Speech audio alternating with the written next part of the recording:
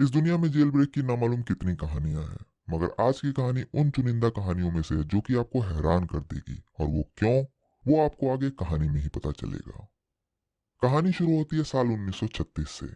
साल 1936 में Japan police Aomori शहर से एक 29 साल के शख्स को लूटपाट और एक आदमी का कत्ल करने के इल्जाम में गिरफ्तार करती है। वो आदमी लूटपाट का गुनाह तो कबूल कर लेता है, मगर वो कहता है कि मर्डर उसने नहीं किया। पर पुलिस उसे काफी ज्यादा टॉर्चर करती है और जबरदस्ती ये कबूल करवा लेती है कि कत्ल उसी ने किया है। इसके बाद जापान पुलिस उसे अदालत में पेश करती है और अदालत उसे आओमोरी जेल भेज देती है। हालांकि उसका मुकदमा अभी भी कोर्ट में चल ही रहा था। जिस आदमी को पुलिस ने गिरफ्तार किया उसका नाम था योशिए शिरातोरी। शिरातोरी का जन्म 31 जुलाई 1907 को जापान के ही आओमोरी शहर में हुआ था। बचपन में ही उसके पिता की मौत हो गई थी, इसलिए बहुत ही जल्द उसके ऊपर जिम्मेदारियों का बोझ आ गया और उसने 12-13 साल की उम्र से ही काम करना शुरू कर दिया था। पहले तो उसने एक टोफू की दुकान पर काम किया, मगर बाद में वो रूस के लिए मछुआरों के साथ केकड़ों को पकड़ने का काम करने लगा। लेकिन इन सब कामों से उसकी जरूरतें पूरी नहीं हो रही थी और वो जल्द से ज्यादा पैसा कमाना चाहता था, और इसी चाहत ने उसे क्राइम की दुनिया में ढकेल दिया।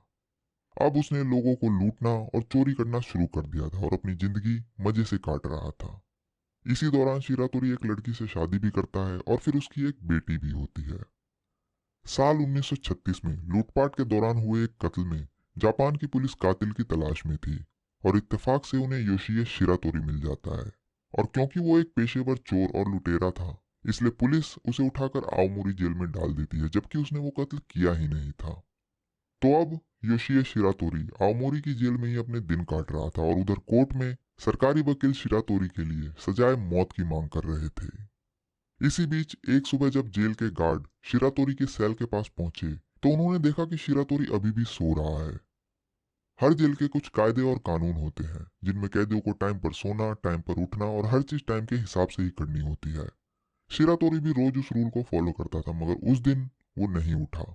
तो जेल के गार्ड को कुछ शक हुआ, इसलिए वो गार्ड उसके सेल में गया और गुस्से से उसकी चादर खींच दी।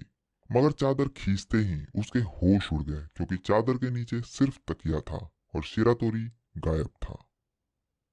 दरअसल शिरातोरी जब आओमोरी जेल पहुंचा तो वहां उसके साथ बहुत ही बुरा व्यवहार किया जाता था। उसे रोज मारा पीटा जाता और भद्दी भद्दी गालियां भी दी जाती। और ऐसा नहीं है कि यह सिर्फ उसी के साथ होता था, बल्कि उस जेल में हर कैदी के साथ ऐसा ही सुलूक किया जाता था। दरअसल उस दौरान जापान में जितने भी जेल थे उनमें से अगर एक दो को छोड़ दिया जाए तो लगभग सभी जेलों की हालत कुछ ऐसी ही थी और सभी जेलों में कैदियों के साथ ऐसे ही पेश आया जाता था। ऊपर से अदालत में सरकारी वकील शिरातोरी के जुर्म के लिए मौत की सजा की मांग कर रहे थे, जिसे कि उसने कभी किया ही नहीं था। इसलिए शिरातोरी मौत की सजा और जेल में हो रहे टॉर्चर से बचने के लिए वहां से भागने का प्लान बनाता है। सबसे पहले तो शुरुआती कुछ महीनों तक जेल के जो गार्ड होते हैं उनका पहरा देने का जो तरीका है उस पैटर्न को नोटिस करता है कि कब उनकी शिफ्ट चेंज होती है, कितनी देर में वो एक जगह से दोबारा गुजरते हैं और पहरा दिन में कितनी बार दिया जाता है। कुछ महीनों की निगरानी के बाद उसने ये नोटिस किया कि गार्ड की दो पेट्रोलिंग के बीच 15 मिनट का गैप है। मतलब कि अगर एक गार्ड उसके सेल के सामने से गुजरा तो जो अगला गार्ड वहां से गुजरेगा उन दोनों के बीच 15 मिनट का गैप है। और यही पैटर्न पूरे 24 घंटे चलता है। तो अब वो डिसाइड करता है कि उसे इन्हीं 15 मिनट के अंदर अपने सेल से निकलकर भागना होगा। मगर यहाँ दिक्कत ये थी कि उसे वहां से निकलने के लिए अपने सेल के दरवाजे के बाद भी 6 और दरवाजे खोलने थे और तभी वो इस जेल से बाहर निकल सकता था। और इन सभी 6 दरवाजों को खोलने के लिए उसके पास सिर्फ 15 मिनट का ही वक्त था। यहाँ आकर वो अपनी पहली काबिलियत का इस्तेमाल करता है और वो काबिलियत थी ताला खोलने की। दरअसल उसके अंदर एक ऐसा हुनर था कि अगर उसे लोहे का कोई भी छोटा सा तार या टुकड़ा मिल जाए तो वो मिनट से पहले किसी भी ताले को खोल सकता था। एक दिन उसने क्या किया कि जो बाल्टी उसे नहाने के लिए दी जाती थी उसके ऊपर जो तार बंधा था वो उस तार को किसी तरह चुरा लेता है। उसके बाद एक रात उसने भागने की पूरी तैयारी कर ली और जब सुबह 5:30 बजे के आसपास एक गार्ड उसके सेल के आगे से पहरा देकर निकला तो उसने सबसे पहले तो अपने बिस्तर के नीचे तकिया वगैरह रखकर इस तरह से एक शेप बनाया जिससे लगे कि वो वहीं सो रहा है। और फिर अगले 15 मिनट के अंदर उसने न सिर्फ सभी 6 दरवाजों का ताला खोला बल्कि उन सभी दरवाजों को बंद भी किया ताकि किसी को सुबह तक कोई शक ना हो और जेल से फरार हो गया। 15 मिनट बाद लगभग 5:45 पर जब गार्ड दोबारा उसके सेल के सामने से गुजरे तो उन्होंने देखा कि योशिए शिरातोरी अभी भी सो रहा है, जबकि चादर के नीचे सिर्फ उसका तकिया था। अगली सुबह जेल में और जेल के बाहर हर जगह शिरातोरी को ढूंढा गया, पर वो कहीं नहीं मिला, क्योंकि तब तक वो जेल से काफी दूर निकल गया था। ये उसकी जिंदगी का पहला जेल ब्रेक था। मगर शिरातोरी की आजादी सिर्फ 3 दिन ही रही। हुआ है कि जेल से भागने के बाद शिरातोरी आओमोरी में ही छुपते छुपाते अपना वक्त काट रहा था, क्योंकि पुलिस उसे चारों तरफ ढूंढ रही थी। उसके पास ना तो पैसे थे और ना ही कुछ खाने को। इसलिए वो एक हॉस्पिटल में घुसता है और वहां कुछ सामान चुराने लगता है। मगर हॉस्पिटल के स्टाफ उसे पकड़ लेते हैं और फिर जापान पुलिस के हवाले कर देते हैं। पुलिस पहले से ही उसकी तलाश में थी और वो जैसे ही उन्हें मिला उन्होंने उसे दोबारा आओमोरी जेल में ही डाल दिया। इसके बाद शिरातोरी के ऊपर कत्ल और लूटपाट के साथ साथ जेल ब्रेक के चार्जेस भी जोड़ दिए गए और अदालत ने योशिए शिरातोरी को कत्ल, लूटपाट और जेल से भागने के इल्जाम में उम्र कैद की सजा सुनाई। शिरातोरी अपने अगले कई साल आओमोरी जेल में ही बिताता है। इसी बीच साल 1939 में दूसरा विश्व युद्ध शुरू हो जाता है, जिसमें कि पूरी दुनिया दो हिस्सों में बंट जाती है। जापान जो है वो भी इस युद्ध का हिस्सा था और वो मित्र राष्ट्र यानी ब्रिटेन, अमेरिका, सोवियत संघ और फ्रांस जैसे देशों के खिलाफ लड़ रहा था। दूसरे विश्व युद्ध के दौरान ही साल 1942 में सिक्योरिटी रीजन की वजह से योशिए शिरातोरी को आओमोरी जेल से निकालकर अकीता जेल में डाल दिया गया, क्योंकि उस वक्त अकीता जेल आओमोरी जेल के मुकाबले ज्यादा सुरक्षित था। इसके अलावा जब अकीता जेल के गार्ड को पता चला कि शिरातोरी एक बार पहले भी जेल तोड़कर भाग चुका है, तो उन्होंने उसके लिए जेल में एक स्पेशल सेल बनवाया, जिसका साइज इतना छोटा था कि उसमें सिर्फ एक आदमी ही सो सकता था। उस सेल की जो दीवारें थी उसे कॉपर यानी तांबे से बनाया गया था और वो बहुत ही चिकनी थी। उस सेल की जो छत थी वो भी दूसरे सेल के मुकाबले 2 गुनी ऊंची थी। जो सेल का दरवाजा था वो भी जाली वाला नहीं बल्कि पूरा सॉलिड था और पूरे सेल में सिर्फ एक ही खिड़की थी, जो कि उस सेल की सीलिंग पर थी, ताकि सेल में हवा और रोशनी आ सके। तो जब शिरातोरी अकीता जेल पहुंचा तो एक तो उसे स्पेशल सेल में रखा गया जो कि खास उसी के लिए बनाया गया था। दूसरा, उसके जेल ब्रेक के रिकॉर्ड को देखते हुए अकीता जेल के गार्ड उससे बहुत ज्यादा खुन्नस में थे, इसलिए वो शिरातोरी के साथ आओमोरी जेल से भी ज्यादा बुरा बर्ताव करते। रोज उसे मारा पीटा जाता और दूसरे कैदियों के मुकाबले उससे जरूरत से ज्यादा काम कराया जाता। इसके अलावा शिरातोरी को 24 घंटे हथकड़ी लगाकर रखा जाता। ठंड के दौरान भी उसे फर्श पर सोने के लिए मजबूर किया जाता और ना ही उसे ठंड के कभी कपड़े दिए जाते। सिर्फ उस जेल का जो हेड गार्ड था, जिसका नाम कोबायाशी था, वो बहुत रहमदिल था, इसलिए वो कभी भी शिरातोरी के साथ बुरा बर्ताव नहीं करता था और कई बार तो जब गार्ड शिरातोरी की पिटाई करते थे तो वो उन्हें भी रोकता था। इसके बाद लगभग अगले कई महीने बीत जाते हैं, मगर वहां के गार्ड शिरातोरी को टॉर्चर करना नहीं छोड़ते। तभी तारीख आती है 15 जून 1942। 15 जून 1942 की आधी रात पहरे के दौरान जब एक गार्ड दरवाजे की खिड़की से शिरातोरी के सेल में झांकता है तो उसकी आंखें फटी की फटी रह जाती है, क्योंकि शिरातोरी सेल से गायब था। इसके बाद दूसरे गार्ड भी पहुंचते हैं और जब वो उसके सेल में घुसते हैं तो वहां उन्हें सिर्फ उसकी हथकड़ी के अलावा कुछ नहीं मिलता। फिर उनकी नजर ऊपर सेल की छत पर जाती है तो वो देखते हैं कि छत की जो खिड़की है वो गायब है। उन्हें पूरा माजरा समझने में देर नहीं लगती, पर उन्हें ये समझ नहीं आता कि आखिर शिरातोरी छत तक कैसे पहुंचा। तो इसके पीछे जो कहानी सामने आई वो ये थी कि शिरातोरी जैसे ही इस जेल में पहुंचा उसने यहाँ से भागने की तैयारी शुरू कर दी थी और यहाँ से भागने के लिए उसने अपनी दूसरी काबिलियत का इस्तेमाल किया था। उसकी जो दूसरी खूबी थी वो ये थी कि वो चिकनी से चिकनी दीवार पर छिपकली की तरह बड़ी ही आसानी से चढ़ जाता था। तो जब वो जेल में आया उसने सबसे पहले तो कहीं से एक मेटल के टुकड़े का इंतजाम किया और उसे हथकड़ी खोलने में तो महारत हासिल थी ही। वो क्या करता कि रात को गार्ड के जाने के बाद जब भी उसे थोड़ा सा टाइम मिलता वो अपनी हथकड़ी खोलता और उस कॉपर की दीवार पर चढ़ने की प्रैक्टिस करता। कुछ दिनों की ही प्रैक्टिस के बाद वो ऊपर छत पर लगी खिड़की तक पहुंच गया। उसने देखा कि जो खिड़की छत पर लगी है वो वैसे तो मेटल की थी, पर उसका जो फ्रेम था वो लकड़ी का था। अब वो हर रात हथकड़ी खोलकर ऊपर जाता और उस लकड़ी के फ्रेम को हिला डुलाकर ढीला करने की कोशिश करता और फिर वापस आकर अपनी हथकड़ी दोबारा पहनकर बैठ जाता जैसे कुछ हुआ ही ना हो। कुछ महीनों की कोशिश के बाद आखिरकार एक दिन वो खिड़की अपनी जगह से उखड़ गई, पर बावजूद इसके वो उस दिन वहां से नहीं भागा और सही वक्त का इंतजार करने लगा। और जो सही वक्त आया वो तारीख थी 15 जून 1942 की। उस रात बहुत तेज बारिश के साथ साथ तूफान भी आया हुआ था। इसी बारिश और तूफान की आड़ में वो पहले तो हथकड़ी खोलकर ऊपर जाता है और फिर खिड़की हटाकर छत के जरिए जेल से गायब हो जाता है। बारिश और तूफान में उसके कदमों की आहट किसी भी गार्ड तक नहीं पहुंचती। अकीता जेल से निकलने के बाद शिरातोरी अपने घर वापस जाना चाहता था, पर वो ये सोचकर अपने घर नहीं जाता कि पुलिस उसके घर की निगरानी कर रही होगी। इसलिए वो अकीता शहर में ही छुपते छुपाते अपनी जिंदगी काटने लगा। उधर अकीता जेल के गार्ड उसे चारों तरफ ढूंढ रहे थे। अकीता जेल का जो हेड गार्ड था कोबायाशी, वो भी उसे ढूंढने के लिए सारे घोड़े खोल देता है। जापान की पुलिस भी उसे चारों तरफ पागलों की तरह ढूंढ रही थी, मगर शिरातोरी का कुछ पता नहीं चलता। करीब 3 महीने बीत जाते हैं और 18 सितंबर 1942 की एक रात, जब अकीता जेल का हेड गार्ड कोबायाशी अपने घर में ही था, कि तभी अचानक से उसके घर का कोई दरवाजा खटखटाता है। और जब कोबायाशी गेट खोलता है तो दंग रह जाता है, क्योंकि उसके सामने खुद शिरातोरी खड़ा था। शिरातोरी की हालत बहुत ही खराब थी, इसलिए वो उसे अंदर बुलाता है और उसे खाना वगैरह खिलाता है। उसके बाद वो उससे पूछता है कि जब तुम जेल से भाग गए थे, फिर तुम वापस मेरे पास क्यों आए। तो शिरातोरी बोलता है कि वो कभी भी जेल से भागना नहीं चाहता, मगर जेल के गार्ड जिस तरह से कैदियों के साथ जानवरों जैसा सलूक करते हैं, उसी वजह से वो जेल से भागने के लिए मजबूर हो जाता है।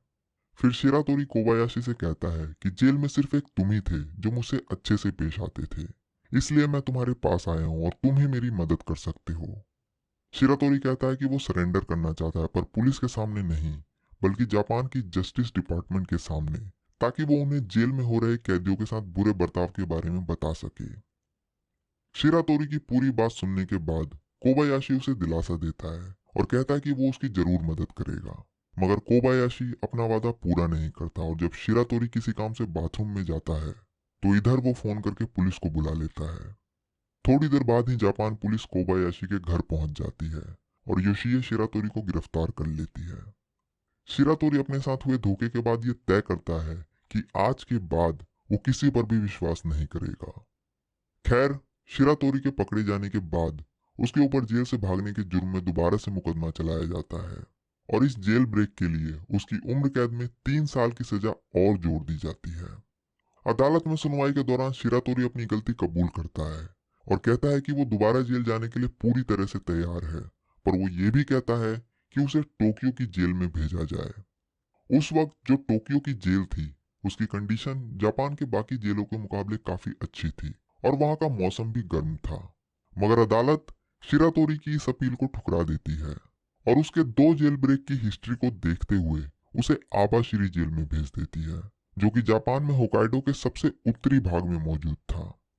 आबाशिरी जेल का ये इतिहास था कि आज तक उस जेल से कोई भी कैदी नहीं भाग पाया, क्योंकि उस जेल की सुरक्षा बहुत ही जबरदस्त थी, और अगर किसी ने वहां से भागने की कोशिश भी की तो उसे सीधे गोली मार दी गई।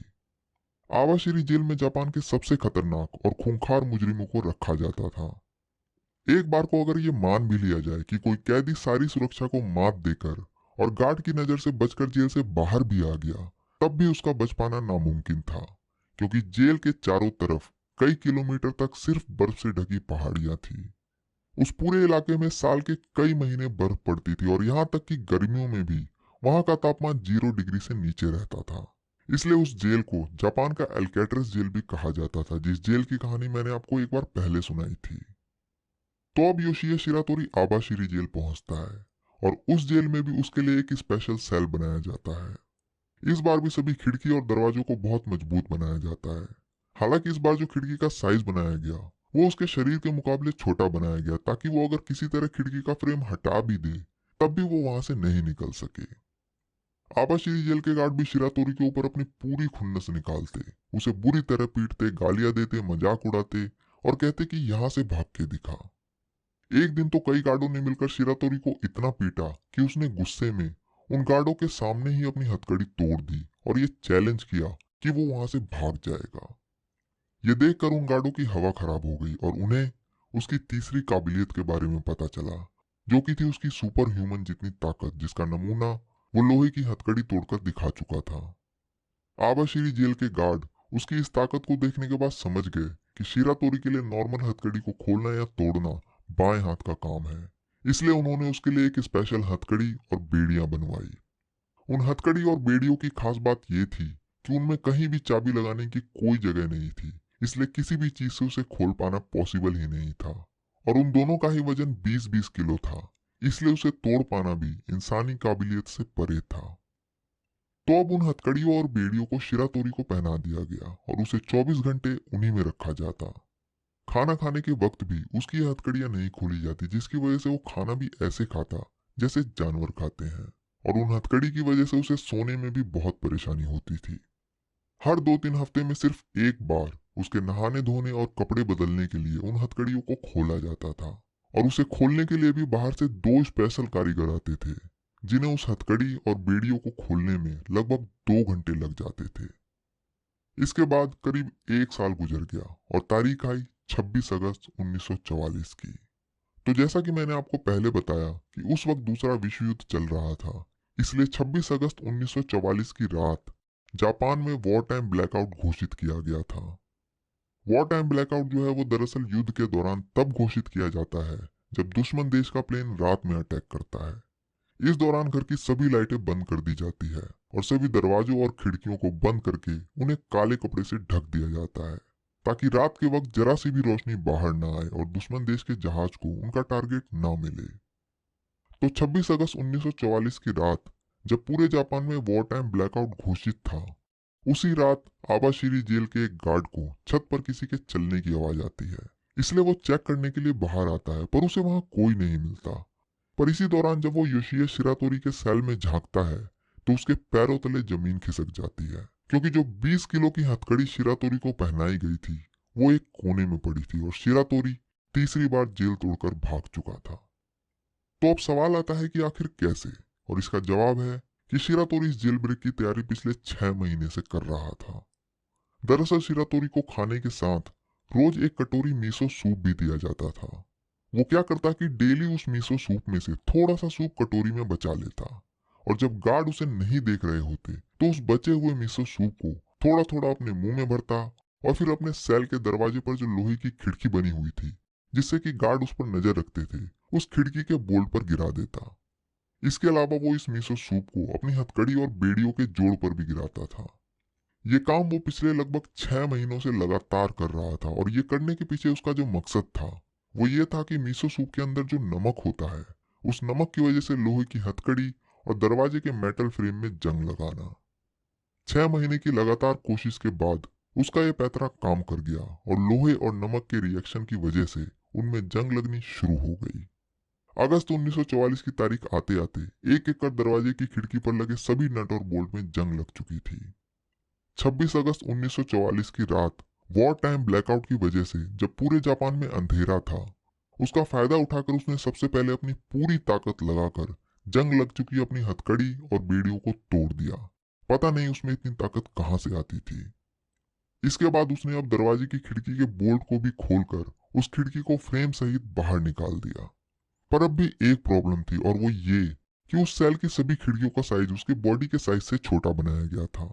इसलिए खिड़की का फ्रेम हटाने के बाद भी इतनी जगह नहीं थी कि वो उसमें से बाहर निकल सके। यहाँ आकर उसने अपनी चौथी काबिलियत का इस्तेमाल किया, और वो काबिलियत ये थी कि अपने शरीर की हड्डियों के जॉइंट्स को डिसलोकेट करके अपने शरीर का साइज छोटा या बड़ा करना। शिरातोरी ने क्या किया कि सबसे पहले तो अपने अंडरवियर को छोड़कर अपने सारे कपड़े निकाल दिए, और फिर अपने दोनों कंधों को डिसलोकेट कर उस खिड़की के जरिए अपने सेल से बाहर आ गया। इसके बाद वो जेल की छत पर गया और वॉर टाइम ब्लैकआउट का फायदा उठाकर अंधेरे में गायब हो गया। और वो पहला कैदी था जो आबाशिरी जेल तोड़कर भागा था।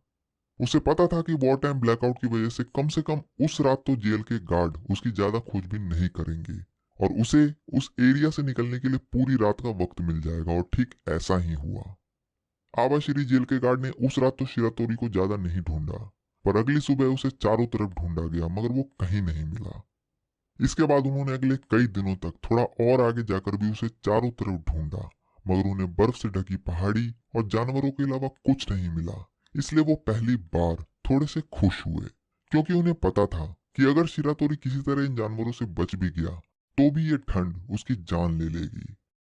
कई महीनों की खोजबीन के बाद जब शिरातोरी कहीं नहीं मिला, तो उन्हें यकीन हो गया कि वो अब मर चुका है, या फिर किसी जंगली जानवर ने उसे अपना शिकार बना लिया। धीरे धीरे वक्त के साथ ये खोजबीन ठंडी पड़ती गई। इसी बीच अगस्त 1945 में अमेरिका ने जापान के ऊपर एटम बॉम्ब गिरा दिया और जापान ने सरेंडर कर दिया, जिसकी वजह से अब अमेरिका ने जापान का पूरा कंट्रोल अपने हाथों में ले लिया।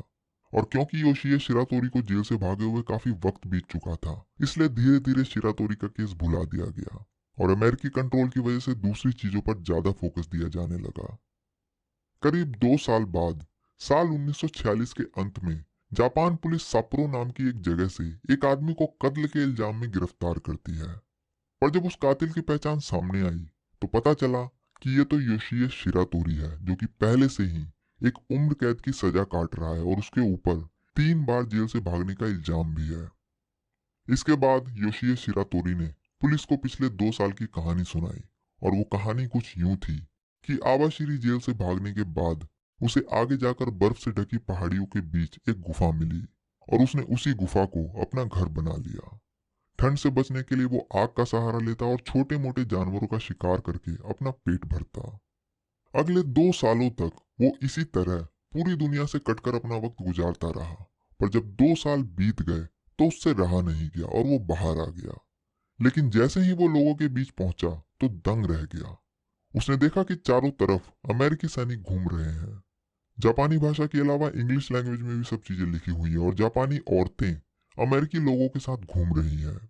उसे अपनी आंखों पर विश्वास नहीं हुआ। उसने फौरन अखबार टटोलना शुरू किया। तब जाकर उसे पता चला कि अमेरिका ने हिरोशिमा और नागासाकी पर एटम बॉम्ब गिराए थे, जिसकी वजह से जापान ने पिछले साल ही सरेंडर कर दिया और सेकेंड वर्ल्ड वॉर अब खत्म हो चुका है। तो अब क्योंकि अमेरिका पूरे जापान का कंट्रोल अपने हाथ में ले चुकी थी, इसलिए उसने सोचा कि अब पूरी दुनिया से छुपने का कोई फायदा नहीं, क्योंकि अब तक तो सब उसे भूल चुके होंगे। उसकी ये सोच काफी हद तक सही भी थी, इसलिए उसने अब ये फैसला किया कि वो वापस अपने बीवी बच्चों के पास जाएगा। शिरातोरी अगले लगभग 50 दिनों तक पैदल सफर तय करके साप्रो पहुंचता है, मगर वहां पहुंचते ही वो एक गलती कर देता है। होता यह है कि अपने सफर के दौरान जब वो साप्रो पहुंचा तो उसे बहुत भूख लगी थी कि तभी उसे एक टमाटर का खेत दिखता है और वो उस खेत में से बिना पूछे टमाटर तोड़कर खाने लगता है। मगर उसी वक्त उस खेत का किसान वहां पहुंच जाता है और उसे लगता है कि ये कोई चोर है, क्योंकि उस वक्त उस इलाके में बहुत चोरी हो रही थी। इसलिए वो किसान शिरातोरी के ऊपर अपनी कुदाल से हमला कर देता है। अपना बचाव करने के चक्कर में शिरातोरी भी किसान के ऊपर हमला कर देता है और गलती से किसान को कुदाल लग जाती है, जिसकी वजह से उसकी मौत हो जाती है।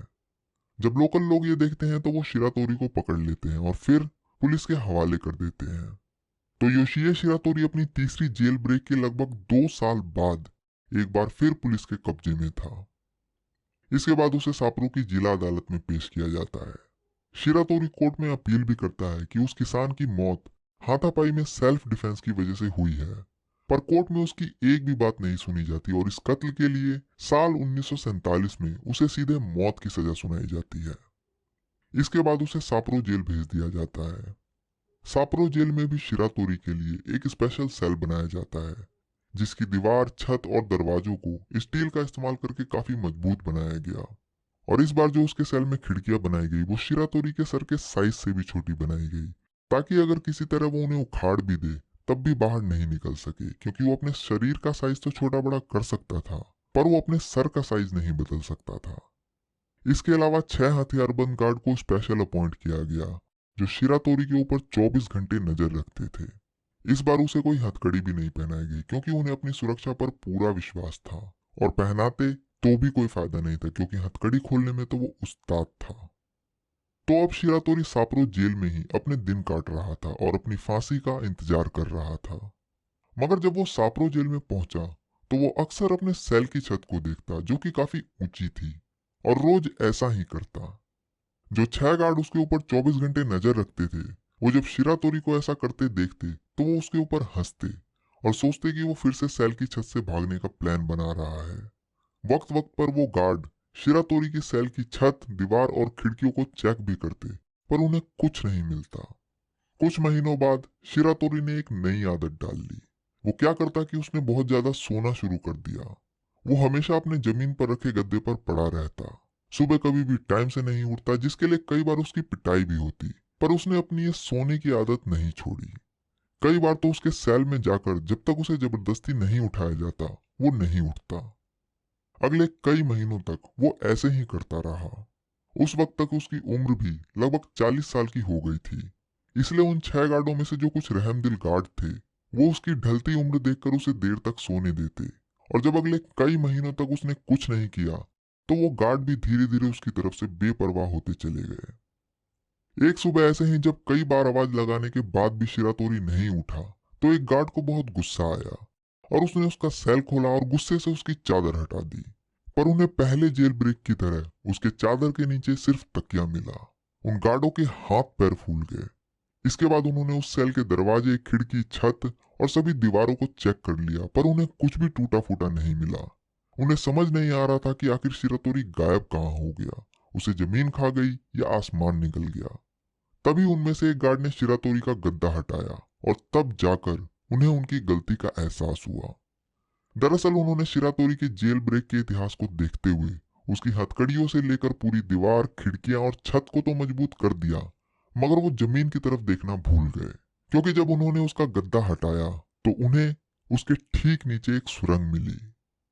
दरअसल शिरातोरी पिछले कई महीनों से अपने गद्दे के नीचे एक सुरंग खोद रहा था। जैसे ही कोई गार्ड एक मिनट के लिए भी उससे नजर हटाता, वो तुरंत अपनी जगह अपना तकिया रखकर गद्दे के नीचे चला जाता और सूप बाउल से सुरंग खोदनी शुरू कर देता। अब आप सोच रहे होंगे कि वो सुरंग की मिट्टी को कहाँ डालता था। तो दरअसल जिस वुडन फ्लोर पर उसका गद्दा था, उसके ठीक नीचे थोड़ा सा स्पेस था, जो कि अक्सर इसलिए बनाया जाता है ताकि फ्लोर की लकड़ी खराब ना हो, और उसी जगह में वो सुरंग की मिट्टी को छुपाता था। शिरातोरी शुरुआत में जो ऊपर देखता रहता था, वो ऐसा इसलिए करता था ताकि गार्ड को लगे कि इस बार भी वो ऊपर से ही भागेगा, और जिसकी वजह से उन्होंने नीचे कभी ध्यान ही नहीं दिया। इसके अलावा जो उसने देर तक सोने की आदत बनाई, वो भी उसी के प्लान का हिस्सा था, ताकि वक्त के साथ वो गार्ड उससे बेपरवाह हो जाए और जब वो तकिए को रखकर नीचे खुदाई करे तो उसे चेक ना करे।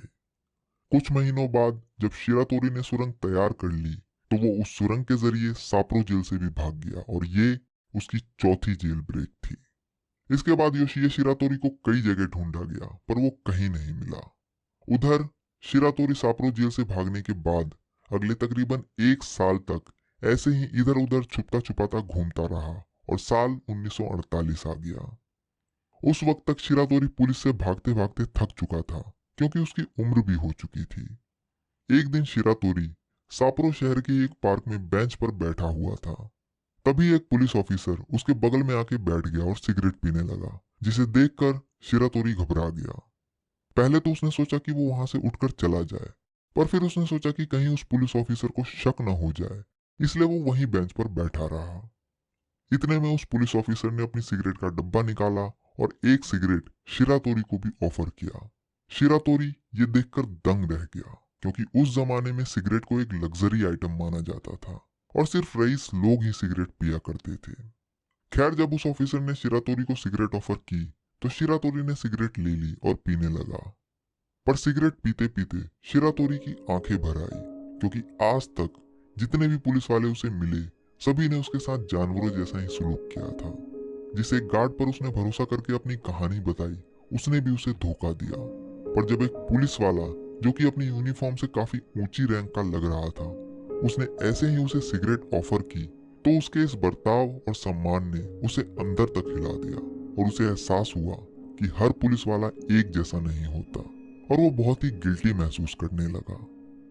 इसके बाद शिरातोरी उस पुलिस ऑफिसर को अपना पूरा नाम बताता है, जिसे सुनने के बाद वो पुलिस ऑफिसर भी चौंक जाता है। फिर शिरातोरी उसे अपनी पूरी कहानी सुनाता है और ये भी बताता है कि वो हर बार जेल से क्यों भागा। इस बार शिरातोरी ने जिस पुलिस ऑफिसर पर विश्वास किया, वो ईमानदार निकला, और शिरातोरी की कहानी सुनने के बाद उसने उसे जापान की जस्टिस डिपार्टमेंट के सामने पेश किया, जहां उसने जेल में कैदियों के साथ हो रहे जानवरों जैसे बर्ताव के बारे में बताया। इसके बाद शिरातोरी को साप्रो की हाई कोर्ट में पेश किया गया, और जब उन्होंने उसके केस की सही से जांच की, तो पाया कि शिरातोरी ने जिस किसान का मर्डर किया था, वो गलती से सेल्फ डिफेंस में हुआ था। इसके अलावा वो जितनी बार भी जेल तोड़कर भागा, उसने कभी भी ना तो किसी गार्ड को मारा और ना ही कोई नुकसान पहुंचाया, जबकि जेल के गार्ड उसे हमेशा ही टॉर्चर किया करते थे। इसलिए साप्रो हाई कोर्ट ने योशिया शिरातोरी की मौत की सजा को खारिज करके 20 साल की सजा सुनाई। इस बार उसकी इस अपील को भी मान लिया गया कि उसे टोक्यो की जेल में रखा जाए और उसे टोक्यो की फूचू जेल में भेज दिया गया। फूचू जेल में भी उसके न भागने के सारे इंतजाम किए गए, पर क्योंकि फूचू जेल टोक्यो जापान में था, इसलिए वहां का मौसम गर्म था और वहां के गार्ड भी शिरातोरी के साथ अच्छे से पेश आते थे। इसलिए इस बार वो अपनी पूरी सजा उसी जेल में काटने का फैसला करता है और वहां से नहीं भागता। करीब 14 साल बाद साल 1961 में योशिए शिरातोरी के अच्छे व्यवहार की वजह से उसे पैरोल पर जेल से रिहा कर दिया जाता है और ये पहली बार था जब शिरातोरी किसी जेल से लीगल तरीके से बाहर आया था और अब उसे किसी पुलिस का कोई डर नहीं था। इसके बाद वो आओमोरी जाता है जहां उसका परिवार था, लेकिन जब शिरातोरी घर पहुंचा तो उसे पता चला कि कुछ साल पहले उसकी बीवी की मौत हो गई, मगर उसकी बेटी अभी भी वहीं रह रही थी और वो अब बड़ी हो चुकी थी। अगले कई साल कुछ छोटे मोटे काम करके वो अपनी बेटी के साथ ही गुजारता है और 24 फरवरी 1979 को 71 साल की उम्र में हार्ट अटैक की वजह से योशिए शिरातोरी की मौत हो जाती है। तो कुल मिलाकर जापान के इतिहास में योशिए शिरातोरी इकलौता ऐसा इंसान था जिसके जेल से ना भागने के लिए सारे तरीके अपना लिए गए, पर बावजूद इसके वो जेल तोड़कर भाग गया, और वो भी एक या दो बार नहीं बल्कि पूरे 4 बार। बाद में जब उसकी कहानी जापान के आम लोगों तक पहुंची तो शिरातोरी को एक एंटी हीरो की तरह माना जाने लगा। इसके अलावा जापान की कानून व्यवस्था में जो सुधार आया उसका श्रेय भी शिरातोरी को ही दिया जाता है। योशिए शिरातोरी की जिंदगी के ऊपर बाद में कई किताबें भी लिखी गई और कुछ फिल्में भी बनी। जिस तरह से शिरातोरी मीसो सूप का इस्तेमाल करके आबाशिरी जेल से भागा था वो इतना मशहूर हुआ कि बाद में उस जेल के एक हिस्से को म्यूजियम में बदल दिया गया और आज भी उस म्यूजियम में उसका एक पुतला लगा है कि वो किस तरह इस जेल से भागा। तो अगर आप कभी जापान के आबाशिरी जाएं तो उस म्यूजियम